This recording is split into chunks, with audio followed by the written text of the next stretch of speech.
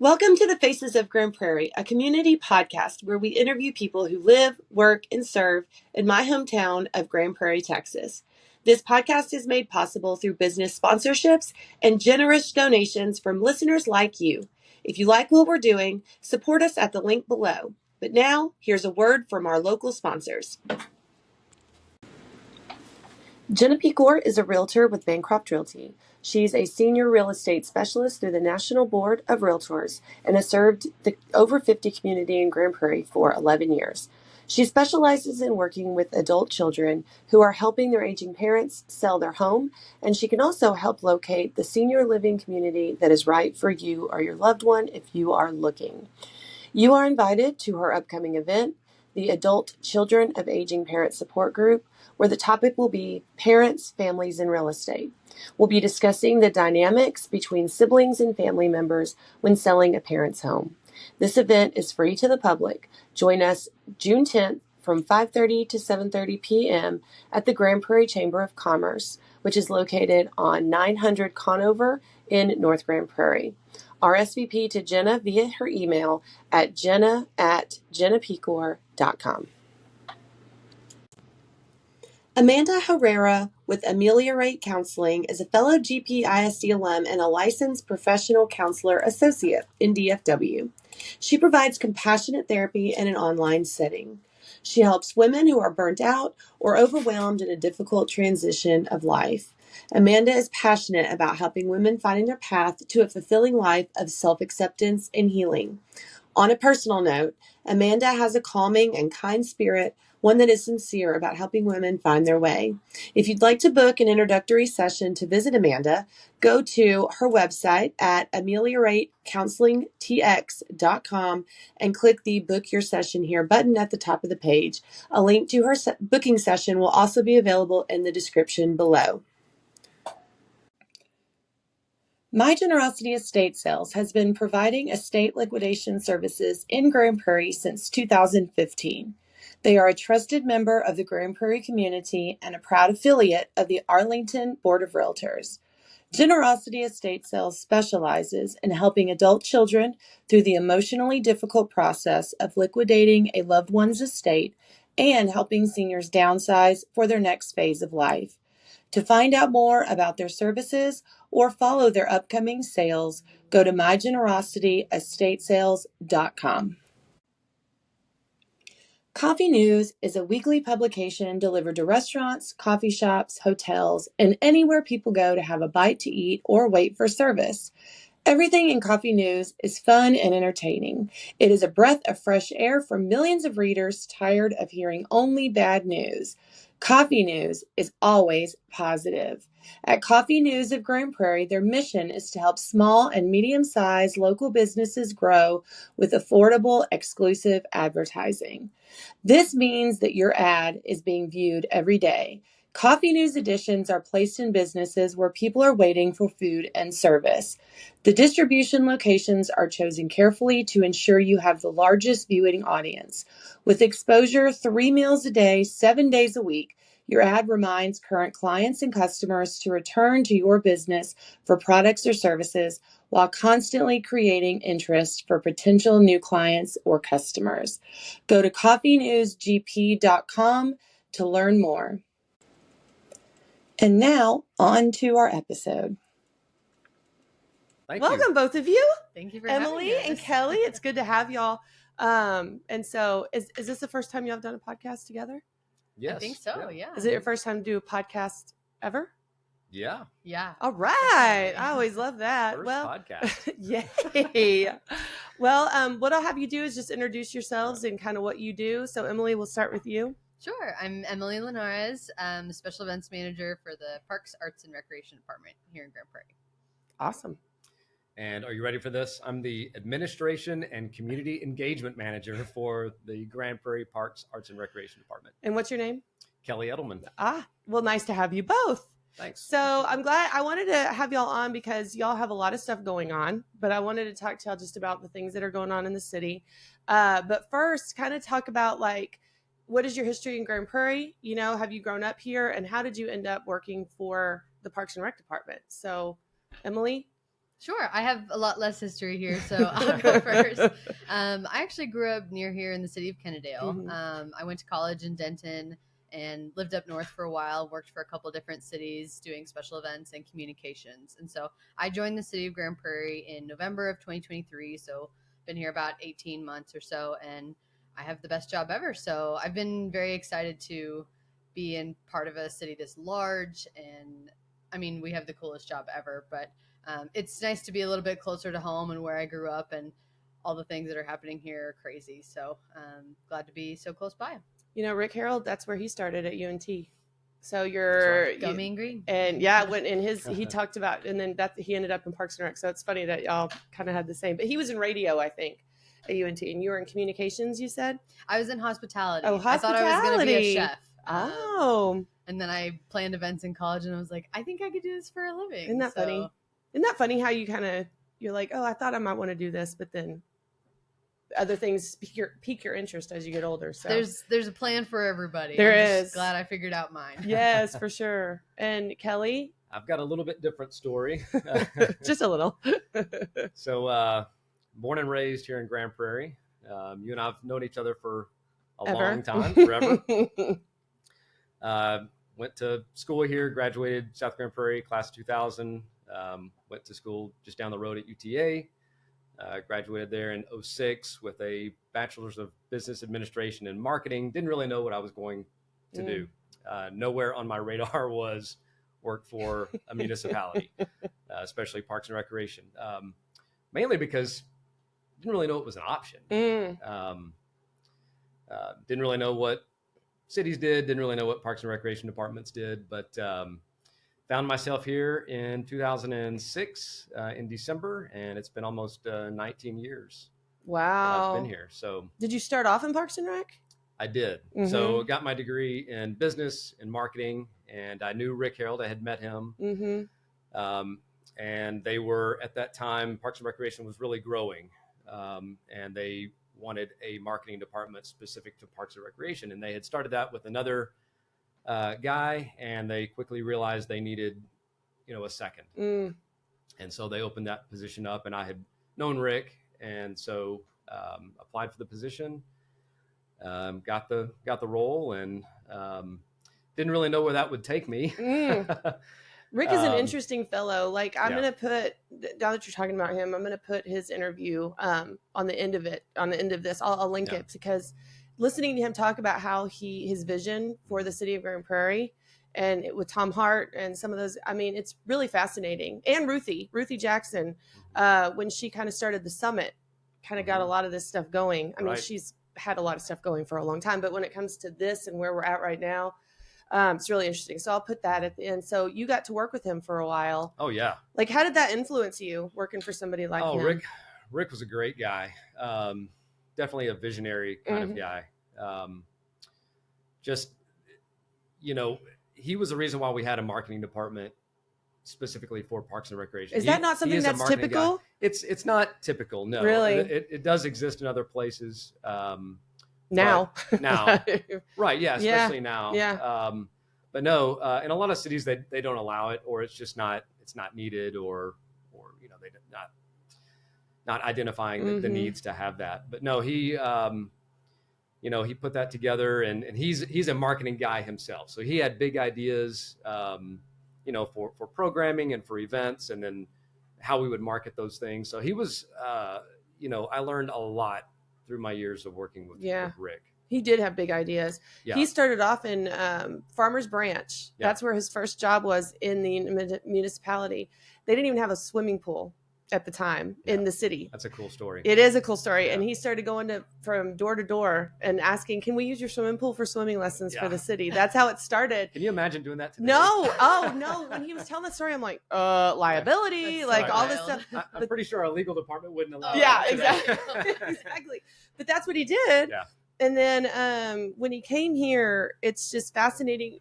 Grand Prairie is very unique when it comes to what our city does and how they do things. And so I just think it was the right place, right time, where you had somebody like Rick that had a big, huge vision, and then someone like Tom, who's city manager, who who supported that, For sure. and then a mayor who also supported that. So it's like you had this big, huge, these ideas, and then they executed them. Right. So, I mean, when you started in 2006, what was the biggest that it was? Like, what did we have in the city at the time? We didn't even have the summit. No, no, that came a little bit later. So when I came on board, they were talking about what would become the summit. Epic Central, as you see it today, was not the plan. That kind of more. Was it on the radar? It was on the radar, but not like you see it today. Mm-hmm. Uptown Theater was not. It was still the old movie theater, so that came on board, and that was under Parks and Recreation up until just kind of recently. Really? Mm-hmm. I didn't know that. Yeah.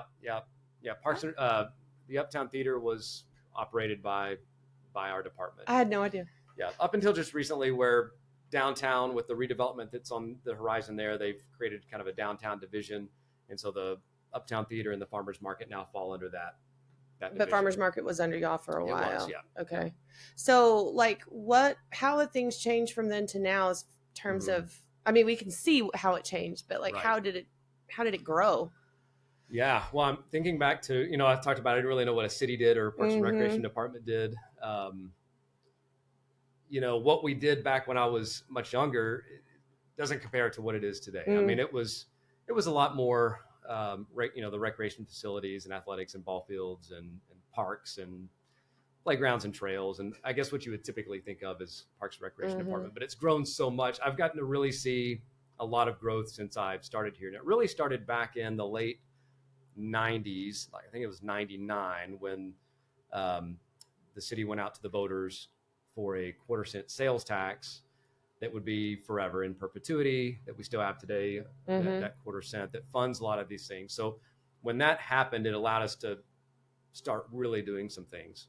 And that's because, and you kind of mentioned it, we had a city manager, we had a city council that really saw the value of investing in parks and recreation, and supported that. Not every city has that. Yeah, that's very true. Yeah. They don't. Yeah. So yeah, and most, police and fire, they're always going to be, at the top of the list when it comes to funding and how much value we put on them for very good reasons. Also, public works and streets. Nobody wants to run over potholes all the time, and public works, for obvious reasons, you want, clean water is Clean important. water. Yeah, absolutely. As a realtor, though, like being able to talk, like it's really different when you talk about what Grand Prairie offers. Not that you don't want to disparage other cities, but I mean, I worked in Mansfield, and when you go to their senior center, which is great, and then you go Summit, that's just on a different level, and it's like, so it's like, even as a realtor, when you're trying to sell the city, what y'all did was bring so much value to the people that live here.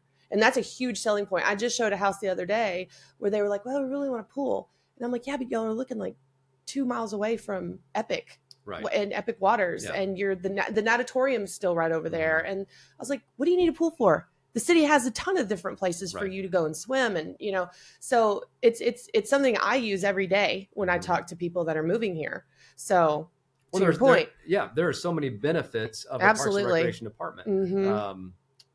Home values, health and wellness,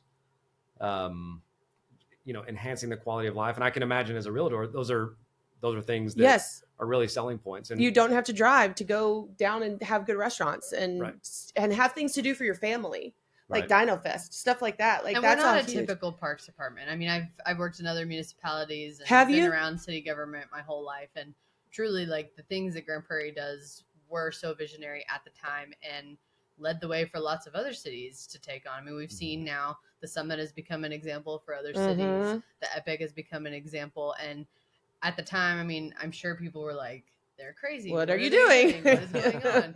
But having the courage to kind of take this step has made us innovators in the industry and showed people like what quality of life you can really offer as a municipality. And I think that's so cool to just get to be a part of. So you've worked for other municipalities before. So how has it been different? Have you been in the Parks and Rec in all of them, or did you come from different departments? So I originally started out in communications. So sort of similar to Kelly, kind of marketing background. I worked for the city of Corinth in Denton County up north. And that's a lot smaller city. They have only 20,000 people. So I was a city hall kid. And that's just a different world. You know, it's a lot more political, and it's a lot more about the city's vision as a whole versus like Park and Rec. We really get to target to the things that we're working on right now. And obviously we're thinking about the city as a whole, but it's just very different. Most recently I was in City of McKinney, which is pretty comparable in size to Grand Prairie. And it's a great organization, and they do a lot of really awesome things too. But I think I love McKinney, where they focus a lot on their downtown that we just haven't had the opportunity to get to yet.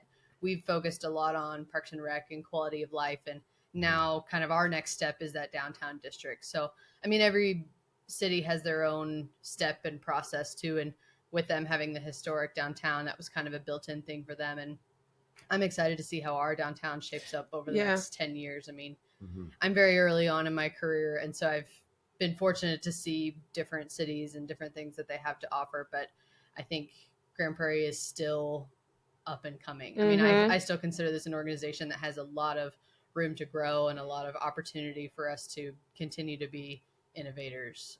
So that's a very cool thing. I believe that too. Like, and I'm glad you brought up McKinney, because McKinney, Grapevine, Granbury, they all have downtowns that are very different than the downtown in Grand Prairie. Grand Prairie's always had a challenge because of the logistics of that highway that goes through the middle. We don't have a square.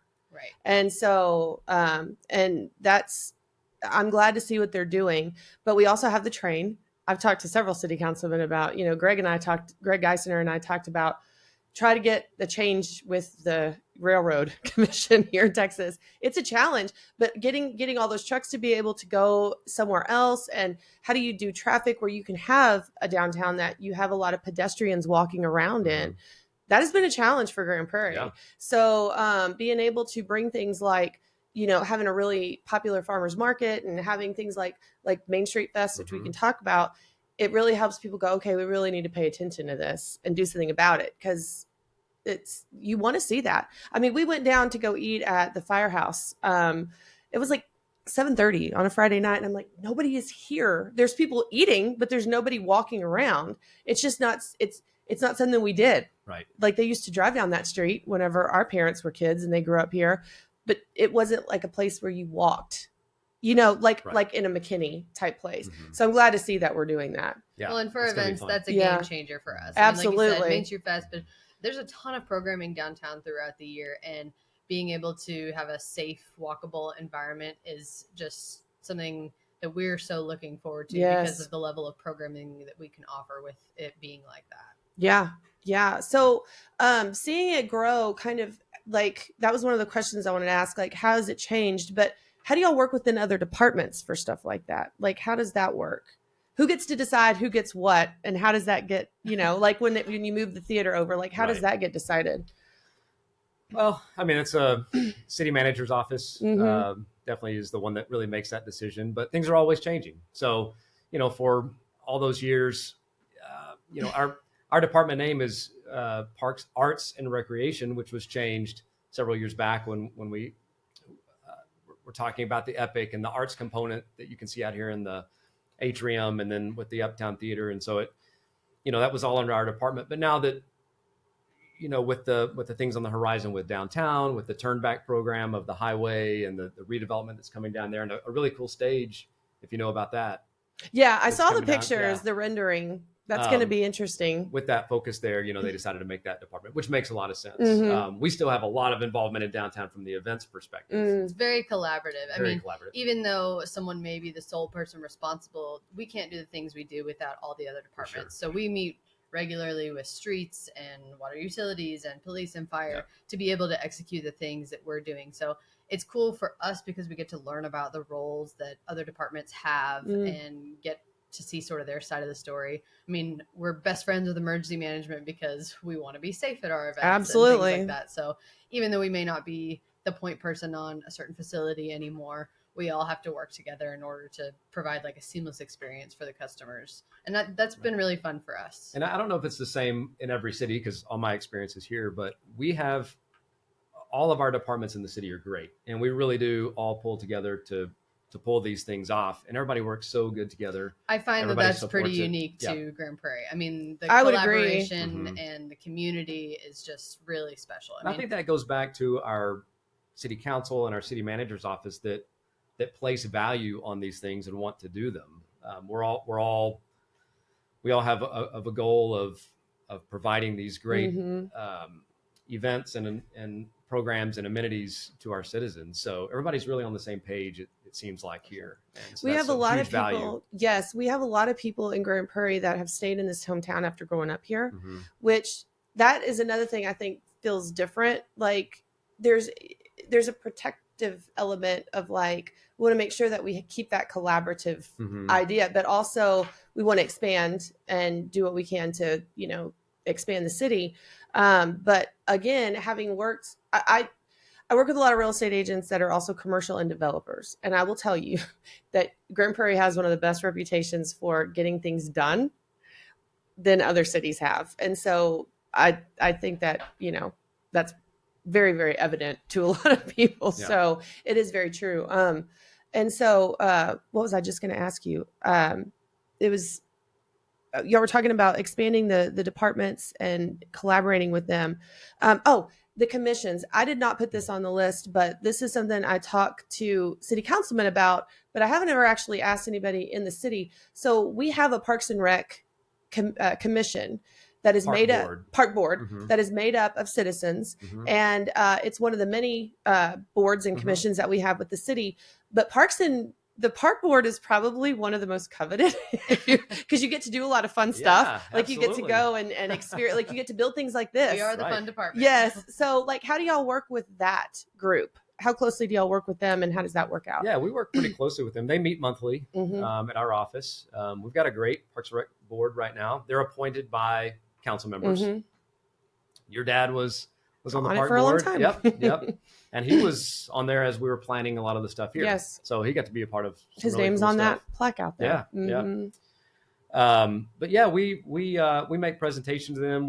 They come to a lot of our events. They're very involved. It's a fun board to be on. So easy for them to want to be a part of the things that we do. But and their feedback is valuable on events that they attend, and they say we really like this, and maybe let's try this year. And the residents, so they see things differently than we do, and they're attending things. So as planners, like we have a very different perspective, and a lot of times get tunnel vision about certain things that we're excited about, and seeing it from their perspective helps us kind of reframe things and think about it. So I always value their feedback because it's just another set of eyes on things that we're working on. And different members are passionate about different things. We have a member that's very passionate about golf and one that's very passionate about playground adventures or pickleball or, different things. So they kind of have their different areas that they like to focus on. So it's, not everybody's just focused on the same things.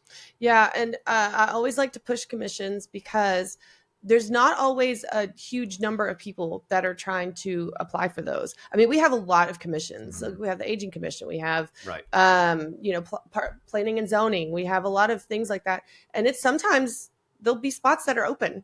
So it's not like there's just a huge line of people just waiting so if you are a person listening that would like to maybe get into some type of city involvement, but you don't really want to be an elected official or something like that, that is a great opportunity for you. So, and you just have to call up your city. So a lot of times with some of these, you just call them up and say, hey, where can I go? And they'll go, oh, I have a spot right now that needs to be appointed. So there's a lot more of those than you might realize. Yeah, there are, especially for some of them less famous ones. Like Park Board is probably one of the most that people know about the most, just because they're so visible and you get to go do all those things. Yeah. But there's a lot that are on there. We have an animal services. I think we have Keep Grand Prairie Beautiful. There's the library. So I always like to plug those because they're not super visible in the public eye. It's not like you're going to get in the middle of politics. You get to be a part of making plans. So anyway, that's just my plug. I always like to do that because the more involvement people get, that when you start to see how things work civically, it changes how you kind of see things from a community perspective. So yeah. And so, what are some things that y'all are working on right now, going on for this year? 2025 is a pretty big year for us. So this year we are kind of bringing back and relaunching in a new way events down at the lake parks. So, the lake parks is a huge part of our department. We've got Lloyd and Lynn Creek Park down on Joe Pool Lake. And pre-COVID, there was a whole host of programming, camps, activities, events. And after COVID, from what I understand, those sort of died out a little bit and then were not happening. So this year I've got a team of 3 full-time staff members, and one of those staff members is kind of devoted to these lake park events. So we're launching 14 new events. Wow. Yes, which we've got a pretty stacked calendar already. So this is a lot, and we're really excited to. We've got Bug Fest happening in May, which is the first time we've ever done this event. So it's a whole day celebrating bugs. Right now we've got about 20 entomologists coming out with bug collections, a Beatles cover band, because of course. Oh my gosh, that's so cool. What a great tie-in. It's going to be down at Lynn Creek Park, and we're really excited about it.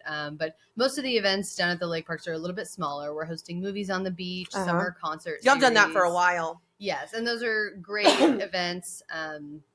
Nature Club is one that we're really excited about, and we're actually going to collaborate with the Recreation Division on that. And what is Nature Club? Kids.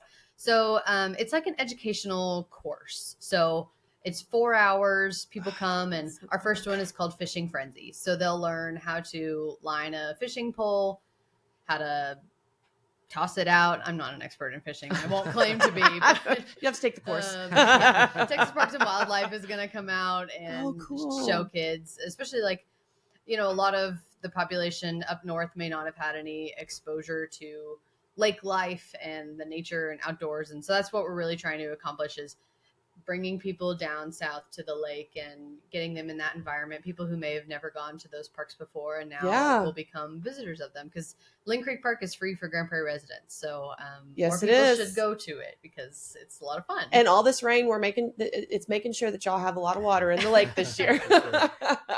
We like rain up until a certain point. Yeah. And y'all got they renovated the marina. Well, at least the Oasis is no longer the Oasis. I just did a review on that down there. It's really cool inside what he's done. What is it called? Rockin' S. Rockin' S. Thank you. There's like an ice cream bar in there. You can go get some dips of ice cream, and it's really neat. So anyway, that's cool. And then what other things do y'all have? Yeah, so that's just kind of one division of our things. Kind of our other sector is events that we consider more traditional city type events. So things like our Halloween event. Our big one in kind of late summer, early fall is called Pickle Fest. So we did this for the first time last year, truly just on a whim. We wanted to change up the events, hatch chili and crawfish boil. We were like, let's try something new. I was relatively new to the team, and I was like, come on, let me go for it. So the idea was just a one-day festival all about pickles, everything pickle tasting, whether it was chamoy pickles or fried pickles or pickle sodas, pickle margaritas, whatever it was. It ended up being kind of a huge success. We had over 10,000 people show up, and we were expecting like 2 to 3. Wow. Yeah. Where'd y'all have it? Downtown. It was farmer's market in the city hall parking lot, but most of the vendors sold out about 2 hours into it. I mean, it was a huge shock for us. And we'd had a lot of awesome events up until this point. So I got a feeling that Grand Prairie was the kind of community that comes out and engages with events. But this was, insane. We had people who came all the way from Waco. The whole Metroplex was coming to this thing. So we're bringing it back. We're blowing it up. We are expanding it. We're adding more things, pickles. My team and I have been researching pickle pizzas and deli sandwiches made with pickles as the buns, all the things. So that'll be the beginning of September. And then the fall gets really crazy for us. I'm not sure if you heard, but Main Street Fest moved from the spring to the fall this year. Yes, I did. I want to talk to you about that too, but yeah. Yeah, that one's massive. And is that a permanent change? Or is that just because of this year with the... No, it's a permanent change. It's going to permanent. Okay. Yes. So that'll be really exciting. And that'll kind of lead us right into some of our fall events, like our Halloween event, Dia de los Muertos. and then right into Prairie Lights, where we're celebrating our 20th anniversary year, which is just crazy. I mean, I went to Prairie Lights as a kid, so to come back and like be responsible for it and to be part of a city event that has lasted 20 years is just insane. So 2025 is pretty big for us. Wow. That's amazing. Yeah, Main Street Fest. I mean, you and I talked a little bit about this. Like y'all change it. There's a couple of reasons for that y'all changed it. If you want to talk about what. Sure. So this is the first year that the city has a partnership with Texas Monthly and the Texas Country Reporter Festival, and they needed their festival to align with their season. So they really needed to be in the spring. And we just didn't want to have two large festivals back to back. The other reason is we kind of always deal with some weather of some sort in the spring. Main Street Fest is a 3-day festival. So it's likely that between Friday, Saturday, or Sunday, we're going to run into some wind, some rain, something. Yes. And so we had kind of already been looking at some possible dates in the fall, see if we wanted to move that. And so with the Texas Country Reporter Festival coming in, we just decided now was the time to move it. And so it is going to be a little bit different because we're in the fall, a little bit different weather, but different time of year. So, but we're excited about it. We think it's going to be a great festival. We're still planning on all the things and enhancing it even further. Even more things. How long has that been going on now? This is the 13th This is our year. 13th year, yes. So when y'all started that, did it start off as a 3-day? I mean, I can't remember. I've grown up here too, so I don't remember exactly. It was originally just 2 days. Just 2 days. And we were in actual Main Street. We closed it down at the time. It was a much smaller footprint than it is now. In fact, last year we almost doubled it in size. Yeah. Really? Yes. We're still not we're not back in Main Street yet. Once the turn back happens, it'll be a lot easier, but we are looking currently at closing down Main Street, working with the state to close down Main Street for this year as well. So there are other changes in downtown around City Hall with the stage that's being built. That's going to be under construction this year. So we won't have the same footprint as last year. It'll be different. So that'll make it just more exciting and make it different for everybody if you've been before, you're going to kind of see something new. So the Texas Country Fest, that's this Saturday, even though this episode's going to air after that. But that's not you guys. Y'all, that's not under y'all, right? Correct. Okay. No. The city's partnering with them, but they're really running their own thing. So how are they working out that with all the construction and everything going on? Because that's not going to stay there, right? Isn't the idea to come here with that? Come to the Epic Central or no? I don't think we know for sure yet. Yeah. I think that was an original thought. I think they'll probably reevaluate and see how this year goes and then where its future home will be. Yeah. They do have kind of the advantage and difference of being a 1-day event with slightly less hours. So their event is only 10 to 7 on Saturday. So street closures and things are a lot less impactful for a 1-day event versus us where we have a 3-day event, and typically we start setting up the Sunday before because of all the carnival rides. And this event is primarily about vendors and music festival, which gives them a little bit quicker of a turnaround to do things. But I think with the crowds, they just want to plan for downtown this year to give them space to breathe. But they've got a couple other events coming to the Epic as well, like a taco fest and a barbecue fest. So they'll be hosting some other things as part of the partnership with the city. Yeah. Pizza Fest, I think, is Sunday, or pizza something. There's a pizza thing going on. Yeah, that is something. I mean, this is my pitch to y'all as the city. It's like, I would love to have some people cover these events. That's one of the reasons I wanted to do this. Like, this is a podcast, but it's also going to be a digital newspaper. And there's so many cool, like, music shows that we have going on. I mean, the events are amazing, but I would love to have, like, some high school, interns that are just covering some of these events. Cause this is never something that we experienced growing up in Grand Prairie. We did not have this type of music influence. We didn't have anything like this. I mean, there was a few things, but nothing like this. Right. No. So being able to cover them is very cool. I was talking to the nonprofits yesterday. It's like, let's cover, they're making a lot of people are very involved in our nonprofits and making all that money. It's like, I want people to know all the things. So, but yeah, the music is a huge deal. Like that, I think, is changing a lot of things. And we have the music stage down here and all that. So yeah, that's incredible. And so what was it like? Like, were you amazed coming in at Prairie Lights? Like, how complicated was that compared to what your expectations were? So I started the first Monday in November in 2023. Oh my goodness. And Prairie Lights kicks off on Thanksgiving Day.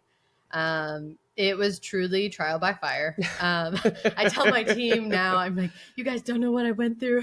I was all by myself. It was crazy. So, I mean, to me, that's kind of my favorite way to learn, because I always tell people, when you're planning events, like, you could spend 364 days planning for something, but you will not know how it goes until you do that one day event. And there will be things that you didn't think of, and there will be things that happen that you have to adapt and adjust for. So I find it a lot easier to learn by just doing. Luckily, the team before me and Kelly, and during the whole transition, there had been lots of things kind of prepared and set in place. And luckily, Prairie Lights is a little bit of a well-oiled machine. I mean, there's a reason we've made it nearly 20 years, because there's a system that has been tried and true that works. And of course, like, from us coming in, 2023 was kind of our first year responsible for it. Immediately, we're like, what can we do to improve? How can we make it better? But we were very fortunate to come into an event that had such a strong foundation and reputation in DFW. I mean, like I said, I grew up in Kennedale, but I went to Prairie Lights as a kid with my family. And that was one of the things I was most excited for coming here and doing this job, is I was like, I get to be a part of something that is regionally known. I mean, it's such a big deal. And cities don't do things like this. I mean, a 40-day event is a serious undertaking. And the financial investment that the city put in up front, and now we're pretty self-sustaining, and the staff that it requires, it was very scary at first, but I kind of feel lucky and honored. And I mean, I think about my memories with my family, and now when we're out there doing this, like, that's why we do it, is for the people and for the community, and knowing that we're not only providing an experience for Grand Prairie residents, but for the whole Metroplex. And this will be things that people with their grandparents remember, and bringing their kids for the first time. And I mean, how lucky am I that, like, that's my job? Yeah. Well, I always thought it was very interesting that we had the reputation of such a small town for so long, considering where we are located in the DFW Metroplex. So the fact that we're right in the middle probably helps a lot of that. But you said something that is a good question. Like, so planning an event, you can speak to this, or even with like the Pickle Fest last year. What are some of the ways, like, what is the most challenging event? And what are some of the things that y'all have had to go through to pivot when emergencies have happened? Like, what is a memorable time that's happened? Well, first I want to give kudos to Emily, because she did come on right then. And just a little bit of background on that. She talked about a transition. We had a team of 4 special events professionals that all just kind of left right around the same time for various reasons. Two of them went to other jobs within our department. Oh, okay. One went to another department of the city, and one left to go work for another city that was much closer to where she lived. So all, various reasons, it just was an unfortunate timing. Right at the same time it all happened, right? We also had some other transitions in our department. Our director, Dwayne Strawn, that you interviewed, he's in another city now. And a lot of these things just kind of happened in the same time period. So a lot of transition. I transitioned into a new role as well, away from marketing and into an administrative role, overseeing special events and the administrative functions of our department. So a lot of things were happening at that time. And then Emily came on board, and she just hit the ground running, tackling the biggest event that we have. 150,000 people, close to 40,000 cars come. Is that the biggest event in the city? That's the biggest city. Yeah, for sure. And also the longest running. I mean, it goes from Thanksgiving to New Year's Eve. So, 30 some odd, close to 40 nights, so it's, if you think about it, that's like more than 30 special events. That's a huge deal. And each day is a different adventure. I mean, you're following the same process, but every day is a new set of characters and visitors. And it could be weather, situations one night, or the lights go out and you got to scramble and figure it out. Traffic can be a big issue, especially on our busier nights, and you're trying to manage that line and determine when to close the park down. And so, it's really 30 something special events.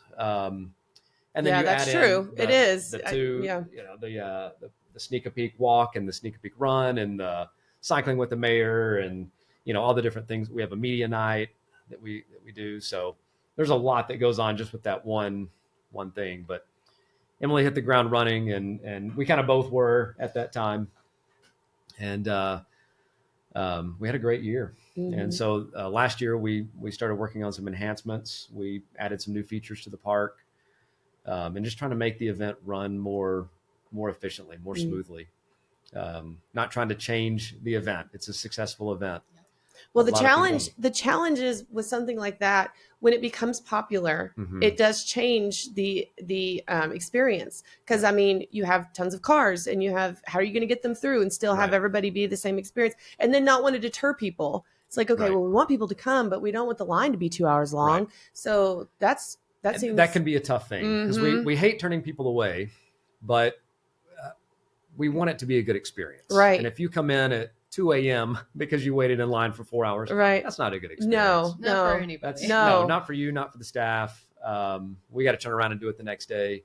So we're really trying to encourage people to come earlier in the season. That's when it's typically lighter. People start to think more about it as it gets closer to Christmas, obviously. Or come after Christmas. We're still open, still get that same great experience. And it slows down a little bit more there too. So yeah, if you're planning on coming the week or two before Christmas, be prepared to wait. And don't show up at 8 o'clock, even though we say we're open till 10. I mean, very possible. We've tried to be very strategic with the marketing team on, like, you know, we can only do so much to provide the best resources for people. So we offer a fast pass if you want to pay a little extra and skip the line. We say come early, and we've now seen, like, over the last 2 years, people will start lining up outside the close gate around 4:30 or 5 o'clock, because that's easier than waiting at 8 or 9 o'clock in the giant 2 hour long line. So it's all about kind of, it's kind of like kid pickup at school. Yeah. I mean, well, anything that goes on in the Metroplex that's going to be a big deal at Christmas, like the ice at the Gaylord, it's just part of the deal. But if people could think, it's like trying to give people different options, because that's what you don't want, is to have that reputation that becomes that thing that it's like, I don't even want to go back to that. It's too much. So then they just stopped coming.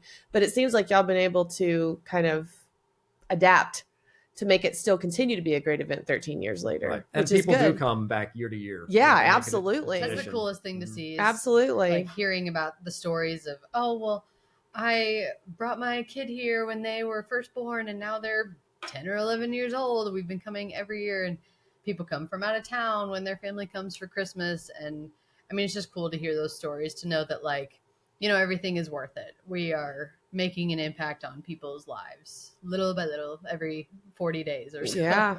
Well, I'll tell you, that was as the daughter of someone on the park board, we got to have that VIP night, especially in the beginning. I don't know if y'all still do it, but that was like, we looked forward to that every year, because we felt so special. We were like, we get to come and not have to wait in that line. We can come really early. And that was really cool. That's a perk of being on a commission. If you're going to, you know, you get some of those events. Yeah.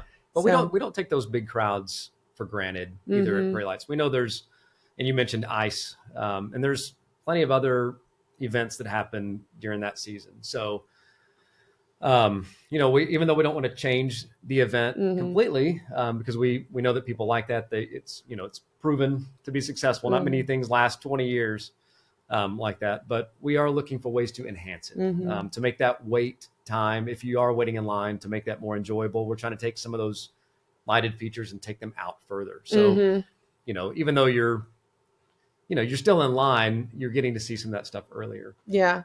Trying to make that line just more efficient, make Holiday Village where you get out of your car, you know, add some enhancements there. We can't do anything that keeps you there for too long, because we need, you know, to get more cars in. Right. But we're always looking for ways to make it better, so that it's still that same familiar event that you've been coming to for 20 years. But it's not just the same old thing. And we're you know, our lights are better quality now, that brighter. Better technology. We've got LED, some more animation kind of things. So it's just, you know, it's the same, but always getting better at the same time. Yeah. So what are some, like, what are some challenges that you have with planning these kinds of events? I mean, these are huge. Yeah. So what can you think of an event that just went awry that you had to really salvage? Yeah. You can talk about some of the other challenges, but one of the ones that we really, one of the ones that really sticks out to me is Prairie Lights during the pandemic. Mm. You know, a lot of events in the area could not go on because they were in-person things. There was all the social distancing and all that. But Prairie Lights being a drive-through event, we were able to still put the event on. We didn't have the Holiday Village. Mm-hmm. We took that out for that year, and it was just a drive-through. But that was to date our busiest year. The Really? most number, I would imagine. the most number of cars. You can fit a lot more cars if they don't stop halfway. Yeah. Wow. Oh, yeah. So we still offered some food and beverage. You could go through a line, and we had all the safety measures in place. But you could still get a hot dog and some hot chocolate and some popcorn. Were y'all anticipating that it was going to be busier? Didn't really know. We were hoping it would be. We didn't want to cancel the event. We had a way where we could continue doing it, and it was a good thing we did because it was. I can't remember the car count, but it was huge that year. Really? So people could stay in the comfort of their car, in the safety of their car. If they weren't comfortable being around other people, they could literally go through the whole thing without having to interact with anybody. Yeah. Well, and what about like you've kind of talked about the Main Street Fest in the spring. Mm-hmm. I do remember there was a couple years that y'all had to either cancel the day or whatever. So like how hard is that to try to we just figuring out the experienced cancellation? Yeah, last weekend. I think Main Street Fest is probably the most difficult event that we do, more than Prairie Lights, because with Prairie Lights we've got a little bit of a grace period. You know, we talk about it like the 40 days is long, but if we mess something up on day one, we have 39 more days to fix it. Right. In Main Street Fest, there are so many moving parts and variables, and you have such a small window. So the advertising is a lot harder because you only have a 3-day window for people to attend. And when things arise, you have to adapt to them so quickly. And weather has been difficult. I mean, even last year we faced a little bit of weather, and during setup we had some lightning delays. And it takes us spending a lot of time with emergency management, you know, learning about where we can shelter people, who's in charge of each safety zone, how do we report on the radios. And, you know, when people think about planning events, everyone, I think, has sort of a rudimentary idea of kind of a basic thing. You know, people have planned birthday parties and retirements and baby showers and things, and this is like that on steroids. Main Street Fest had 40,000 people last year. So if you think about planning a birthday party for 40,000 people, it's a little bit different. And things like restrooms. We ran out of toilet paper at one point during Main Street Fest last year. Wow. And this is one of our like stories that we chat about. And we had like 30 city employees in this area at one time, but nobody's key could open the building.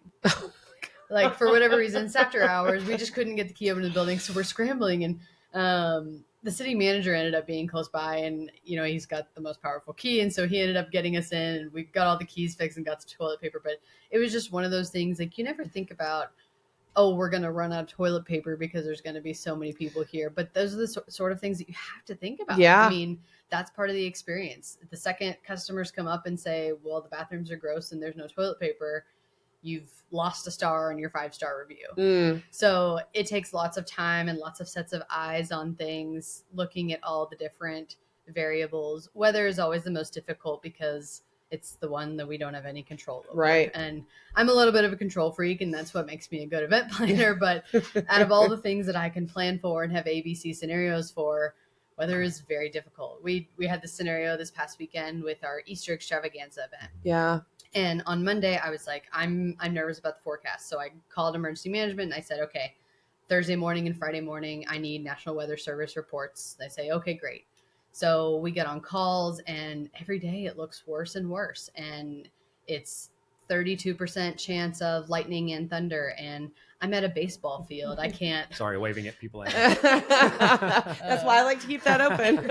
I know, I've been watching everybody watch it as we walk by. But, you know, we have to make difficult calls.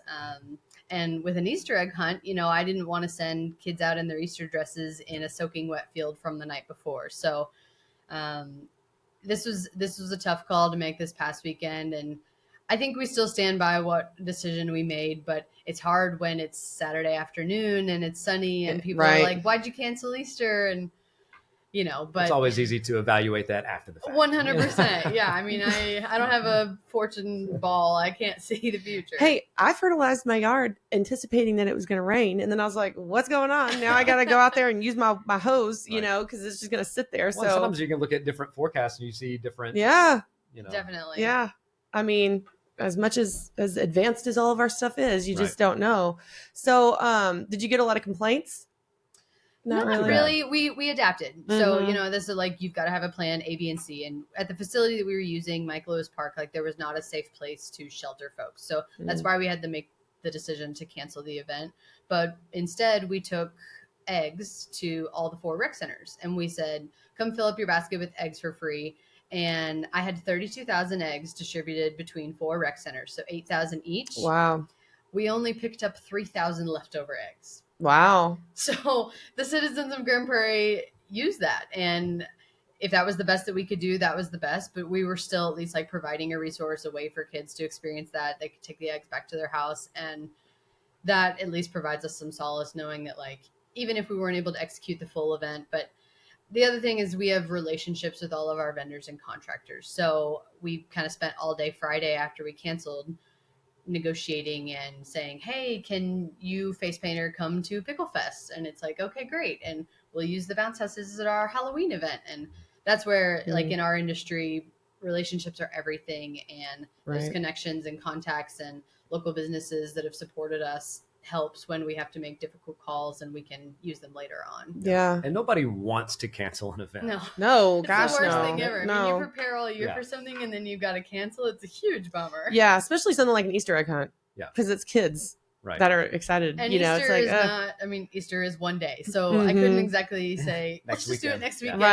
Right. When you've done all this work, and there's nothing better than doing all that work and then seeing, event day come together and people are having a good time. And when you cancel it, you've missed out on all that. So yeah, we get a few people that, that say something on social media, but nobody on this side wants to do it. If we've made that decision, it's because we really feel like that's the best thing for the, for the safety of our guests, of our staff, our vendors and all that. So, For sure. we really evaluate it and make the call. And sometimes looking back, it was the right one. And sometimes maybe we could have had it, but.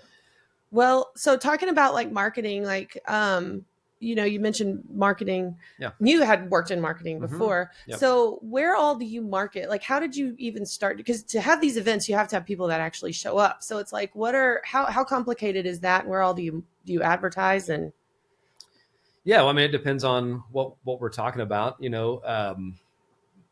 When I started, it was a lot more grassroots. We were like doing word of mouth. Yeah. Well, I mean, we didn't have social media in 2006. Certainly wasn't what it is today. I think we still had MySpace back I was then. like, was there a probably City so. of Grand Prairie MySpace? That would Yeah. be crazy. Interesting. We didn't have one. I don't know if anybody else did, but I mean, I remember the day we said, we should get a Facebook account, and do some Oh my marketing. It was gosh. like so visionary at the time. Now it's, Did y'all always have the newsletter that goes out in the water bill? Is that always something that y'all have had? the pipeline's always been around since I started. I don't remember when they started that, but yeah, I mean, that's a great way to get information in people's hands. Now people are going more online, so I'm sure the number of people that see it maybe is less than it originally was, but still a very effective way to we still had communicate. Grand Prairie Daily News back then. I think that newspaper was still there was around. a newspaper. Yeah. Yep. So We do a magazine called The Life is Grand. Yep. That we've done for ever since I've been here, and some of them we mail, some of them we just distribute through our facilities, but that's a great way to get the word out. So, when I started, I mean, it was things like that. It was newsletters in the magazine. It was, a lot of signage and things out. Now, obviously we do a lot more digital advertising. Social media is a great tool to get the word out. As a user, sometimes we hate all those ads, but I think when they're local, they're things that people are interested in. We really try to target, people here, especially out south. I think a lot of people that live out south of Joe Pool Lake, we're still trying to reach those people. I'm glad that you brought that up, and I didn't even have that on my list of questions. But with the city growing south constantly, like, how do you how do you keep everybody together? Yeah, unified? it's difficult. It is. And Yeah. kind of a fun fact, Grand Prairie is the longest city in Texas. It's craziness. So, yeah. We're going to be to Austin eventually. Right. Yeah. Goes way out south of 287. And we're seeing a lot of growth out that way now too. So yeah. And then we stretch all the way north to almost DFW airport. So it is difficult sometimes to reach everybody. And some of the people that live way south don't engage with things up north and vice versa. So that's where we, Emily and her team are working on the events down at the lake parks, and we're trying to engage some of the people on the north side as well to come down and experience those things. It's hard. Like I was talking to somebody that lives in the newly annexed area that is in Ellis County, but in Midlothian School District. Yep. And he's like, I don't even know what city I'm in. Like he's not from here. So he's like, I don't know, And I was talking to Junior about that, Councilman Azanu, where we were talking about, what do we cover? Like 4 different counties? 4: Ellis, Johnson, Dallas, and Tarrant. That's really challenging. And 3 different, no, more than that, school districts. 4 different school districts. It's Arlington, Midlothian, Mansfield. It's like, how do you keep people on those ends feeling like they're a Grand Prairie resident? Yeah. That's a challenge. Yeah, for sure. Yeah. But is there ever any plans to like build anything down south, like some municipal buildings or anything like that? There are. It's called Southgate. I don't have all the details on that, but yeah, as all that stuff grows out there, there's maybe municipal buildings and things out that way. So yeah. Well, so what is the next thing y'all have coming up that is a big thing? Like, is it starting off the summer with the lake stuff? Bugfest will be our next event. It's on May 17th. And then we'll have our Memorial Day event at Veterans Memorial. But then starting in June, we've got 3 or 4 events in June, July, August, September. And then really from September through the end of the year, we've got almost something every week or weekend. That's amazing. Ray Bush, who is the veterans, he's the president of that chapter. His episode's going to come out next week. So he'll talk about the Memorial Day and all that, because that's a really cool event too. He was also telling me about the motorcycle ride that comes through. Do you know, they carry the flag from California all the way up to the wall in Washington, D.C. Right. They've done that before through here. Yeah, that's what he was telling me. I don't remember that, but I'm going to try to go this year. I think that's in May. Cool. It's very cool. And it's like the longest ride is when they go through here. And then they stop here. They spend the night.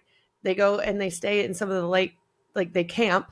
And then they get up and they have breakfast and they go. I was like, that is very neat. Fun. Yeah, Ray's a great guy and a good partner of ours. Yeah. The Vietnam Veterans Group.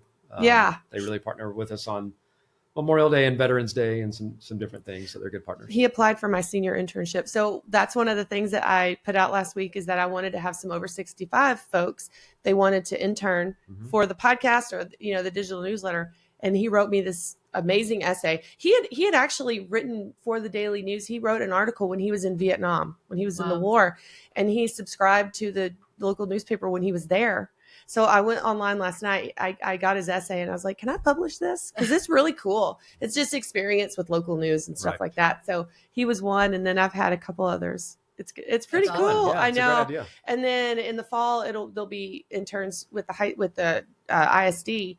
And I'm hoping to kind of get that together. Intergenerational stuff is really important. So we know that. It's like, it's very important. So, well, thanks for doing what you do. I mean, to help spread the word about things going on in the city. I mean, I think that's very important. People need to be engaged and aware of what's going on. Yeah. Thank you. Well, and y'all don't ever get to talk about what you do like this. Like, and civics and understanding how your city government works is really important. And I think Grand Prairie is so special, the way that they do things, that it's just always interesting. I think I had one person on from the planning and zoning, and I'm like, that seems like a boring job. That's probably one of the most contested things, Sure. So, well, thank y'all so much for coming on. I appreciate y'all's time. Of course. Thank you. Yeah, absolutely. And I'll put links to all the different events that are coming up in the description on the episode. So thank you. Great. We'll see you at Bugfest. All right.